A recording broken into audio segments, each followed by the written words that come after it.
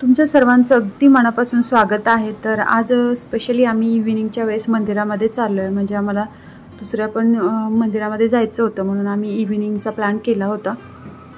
तर आता आम्ही नेहमी जर संडेला ज्या मंदिरामध्ये जातोय त्या मंदिरामध्ये पहिल्यांदा जाणार आहे, नंतर दुसऱ्या शंकराच्या मंदिरामध्ये जाणार आहे। कारण श्रावण महिन्यातला हा व्हिडिओ आहे। आता श्रावण महिना संपलाय, बट श्रावण महिन्यामध्ये मी हा व्हिडिओ काढलेला होता। तर जाता जाता रस्त्याचा व्ह्यू सुद्धा बघू शकताय।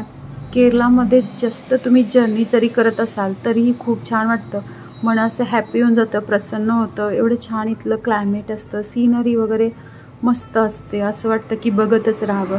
सगळीकडे हिरवळ असते आणि शांत वाटतं, मस्त वाटतं इथं केरळमध्ये। तर नेहमीच व्हिडिओमध्ये मी तुम्हाला रस्त्याचा व्ह्यू सुद्धा दाखवत असते। तर इथं पाहू शकताय, ज्या मंदिरामध्ये आम्ही जर संडेला येतो तेच हे वाळवनाड मंदिर आहे। तर आमच्या घरापासून भरपूर दूर आहे, 10 किलोमीटरच्या अंतरावरती हे मंदिर आहे। तर इथं आम्ही खूप पूर्वीपासून येतोय, लग्न झाल्यापासून आम्ही इथे येतोय, म्हणजे 19 वर्ष झालं आम्ही या मंदिरामध्ये येतोय। तर इथं पाहू शकता, केरळमध्ये अशाच पद्धतीची सर्व मंदिरे असतात। तर दर्शन वगैरे झालं आणि आता आम्ही रिटर्न दुसऱ्या मंदिरामध्ये चाललो। तर जाता जाता आम्ही इथून रंबुटा घेतलेला आहे आणि रस्त्याला इथं रंबुटान भरपूर विकायला होते। तर वेगवेगळ्या प्रकारची फ्रूट इझिली मिळू शकतात। कधीही कुठल्याही तुम्ही फ्रूटच्या स्टॉलवर गेलात तर तुम्हाला लगेचच सर्वच प्रकारचे फ्रूट मिळू शकतात। आणि इथं पाहू शकता रस्त्याचा व्ह्यू, किती छान दृश्य दिसतं इथलं।